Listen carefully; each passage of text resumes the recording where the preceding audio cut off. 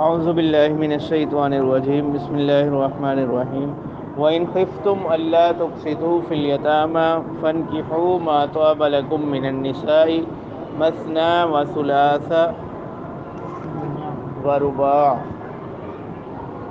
سورہ نساء کی تیسری آیت۔ تو یہاں سے دوسرا حکم اس سورت کا وہ بیان کیا جا رہا ہے، وہ یہ ہے کہ زمانہ جاہلیت میں یہ ہوتا تھا کہ اگر کسی کی سرپرستی میں کوئی یتیم لڑکی آ جاتی، ٹھیک ہے، وہ اس کا سرپرست بن جاتا، پھر وہ اس کے ساتھ دو معاملے کرتا تھا۔ یا تو وہ خود بھی اگر خوبصورت ہوتی اور اس کے پاس کچھ مال بھی ہوتا تو اس کا ولی خود ہی اس سے کیا کر لیتا تھا، نکاح کر لیتا تھا، ایک تو اس کی خوبصورتی کی وجہ سے، اور دوسرا یہ تاکہ وہ مال اس کے پاس ہی رہے۔ پھر بعد میں ہوتا یہ کہ وہ اس کے ساتھ معاشرت گزر بسر اچھے طریقے سے نہیں کرتا تھا، کیونکہ اس کا عام طور پر اس کی طرف سے کوئی دعویٰ کرنے والا نہیں ہوتا، تو وہ کمزور ہوتی، تو وہ اس کے حقوق ادا نہ کرتا اور نہ ہی اس کا مہر ادا کرتا۔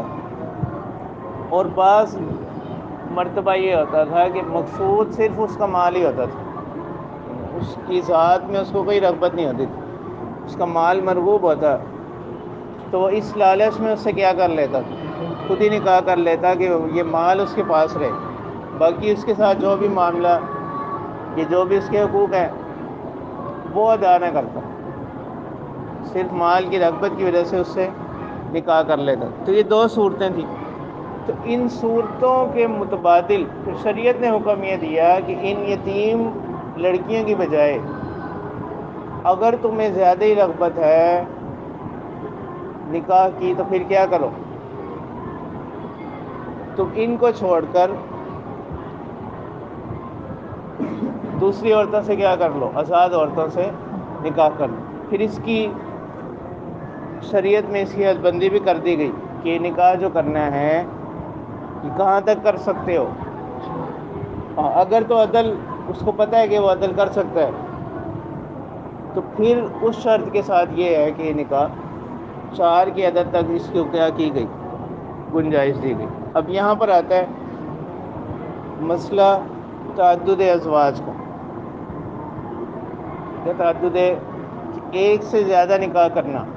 تو اس میں بنیادی بات تو یہ ہے کہ خود اسی آیت میں یہ صراحت کے ساتھ آ رہا ہے کہ ایک سے زیادہ نکاح اس صورت میں ہے جب وہ کیا کر سکتا ہو، عدل کر سکتا ہو۔ سے آگے اس کے دوسری شاید کے دوسرے حصے میں فَإِنْ خِفْتُمْ أَلَّا تَعْدِلُوا فَوَاحِدَةً، اگر تمہیں خوف ہو کہ تم عدل نہیں کر سکتے تو پھر ایک ہی نکاح پر کیا کرو، اتفاق۔ تو اس میں بنیادی بات تو یہ ہے، پہلی بات کہ تعدد ازدواج کی جو بنیادی شرط ہے وہ کیا ہے، عدل، کہ انسان ان کے درمیان کیا کر سکتا ہو، برابری والا معاملہ کر سکے۔ اب دوسرا مسئلہ ہے تعدد ازواج کی تاریخی حیثیت کیا ہے۔ تو تعدد ازواج، ایک سے زیادہ نکاح کرنا، یہ کوئی ایسی چیز نہیں ہے کہ اسلام نے پہلی مرتبہ اس کو کیا کیا ہو، متعارف کروایا ہو، اس سے پہلے اس کا وجود ہی نہیں تھا۔ سابقہ شریعتوں میں بھی یہ ہوتا رہا ہے، خود بنی اسرائیل میں بھی ایسا تھا، ایک بات۔ اور تاریخی طور پر جب ہم دیکھتے ہیں تو انبیاء کے اندر، انبیاء کے سلسلے میں بہت سے انبیاء ایسے گزرے جنہوں نے ایک سے زیادہ کیا کی ہے، نکاح کی ہے۔ حضرت ابراہیم علیہ السلام ہے، حضرت اسحاق علیہ السلام ہے، حضرت موسیٰ علیہ السلام، حضرت سلیمان علیہ السلام اور حضرت داؤد علیہ السلام۔ خاص طور پہ جو آخری دو، ان کے بارے میں تو بہت سی بیویاں آتی ہیں۔ تو یہ تعدد ازدواج کوئی نئی چیز نہیں ہے، اس کو اسلام نے متعارف کروایا ہو۔ تو سابقہ انبیاء کہ ہاں بھی یہ سنت، یہ طریقہ رہا ہے۔ پھر ہے تعدد اسلام سے پہلے، جس وقت اسلام آیا اس سے پہلے زمانے جاہلیت میں بھی یہ صورت رائج تھی۔ اسلام نے بھی اسی چیز کو کیا رکھا، برقرار رکھا، البتہ اس کی کیا کر دی گئی، تحدید کر دی گئی کہ 4 تک اس کو محدود کر دیا۔ اسلام سے پہلے بھی یہ ہوتا تھا لیکن اس میں کوئی حد بندی نہیں تھی۔ شریعت نے اس کی اجازت دی لیکن اس کو پھر کیا کر دیا؟ محدود کر دیا۔ اب اس میں حکمتیں کیا ہیں؟ پہلی حکمت تو یہ ہے کہ نکاح کے جو مقاصد ہیں، نکاح کے مقاصد میں بنیادی چیز کیا ہے؟ توالد و تناسل ہے، ٹھیک ہے، ایک چیز۔ اور دوسرا ہے کہ انسان اپنی خواہش کو جائز طریقے سے کیا کر سکے؟ پوری کر سکے۔ تو اگر اس کی اجازت نہ دی جائے تو پھر عام طور پر مرد کس میں مبتلا ہوگا؟ زنا میں مبتلا ہوگا۔ اور دوسری حکمت اس میں ہے کہ بہت سے لوگ ایسے ہوتے ہیں کہ اللہ تعالیٰ نے ان کو کیا کیا ہوتا ہے؟ نوازا ہوتا ہے، اور وہ اس بات کی استطاعت اور قدرت رکھتے ہیں کہ وہ کئی ایک سے زیادہ عورتوں کی کیا کر سکتے ہیں؟ کفالت کر سکتے ہیں۔ تو اگر ایسی صورت میں تعدد ازواج کی اجازت دی جائے گی تو اس سے کیا ہوگا؟ بہت سی ایسی عورتیں جو تنگ دستی کی زندگی گزار رہی ہوں گی تو وہ ان کی تنگ دستی کس میں بدل جائے گی؟ خوشحالی میں بدل جائے گی۔ اور دوسری بات یہ بھی ہے کہ عام طور پر اگر اموات کے لحاظ سے بھی دیکھا جائے تو مردوں کے ہاں موت کا تناسب زیادہ ہے بنسبت عورتوں کے۔ تو یہ بھی ایک حکمت ہے، ایک مصلحت ہے۔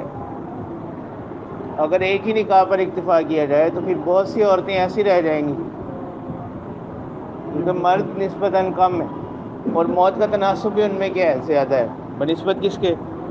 عورتوں۔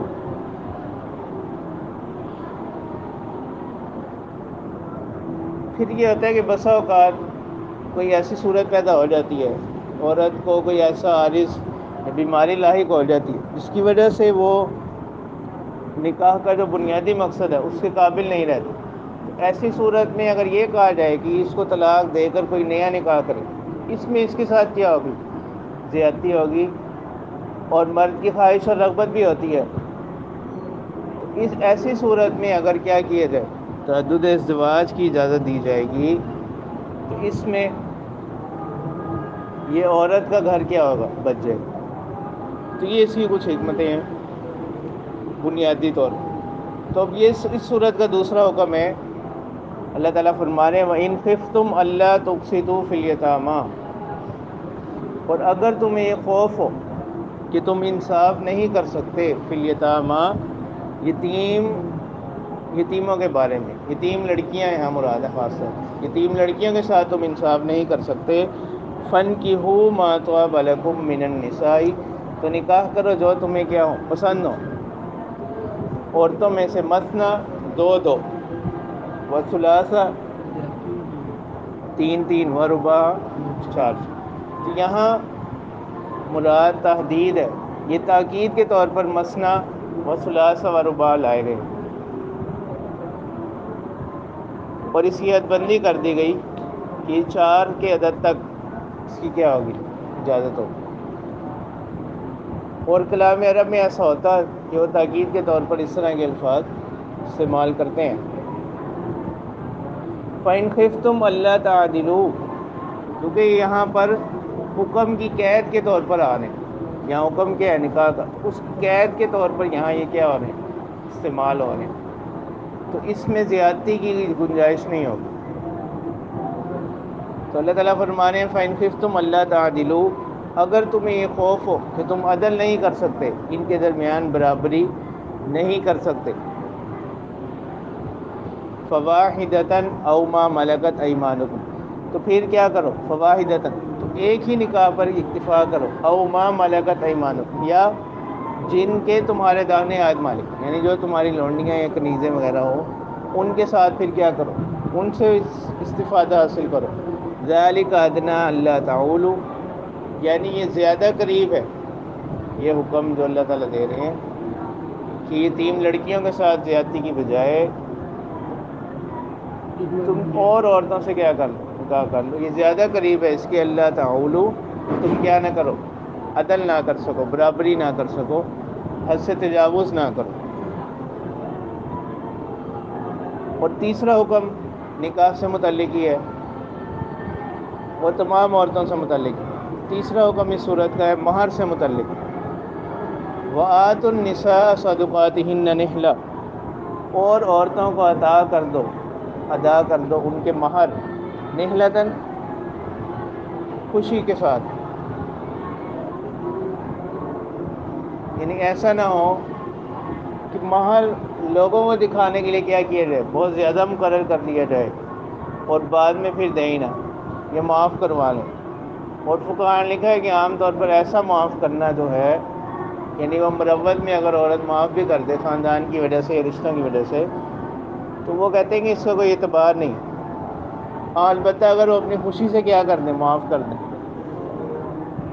فَإِن طِبْنَ لَكُمْ عَنْ شَيْءٍ مِّنْهُ نَفْسًا، اگر وہ کیا کر دیں، فَإِن طِبْنَ لَكُمْ عَنْ شَيْءٍ مِّنْهُ، اگر وہ کم کر دیں تمہارے لیے اس میں سے کچھ بھی،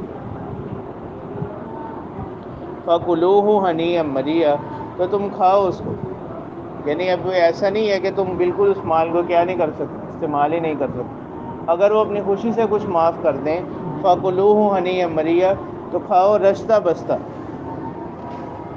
یعنی ہنیہ مریہ کے الفاظ میں اشارہ ہے کہ ان کے کھانے میں، ان کے استعمال کرنے میں کوئی حرج نہیں۔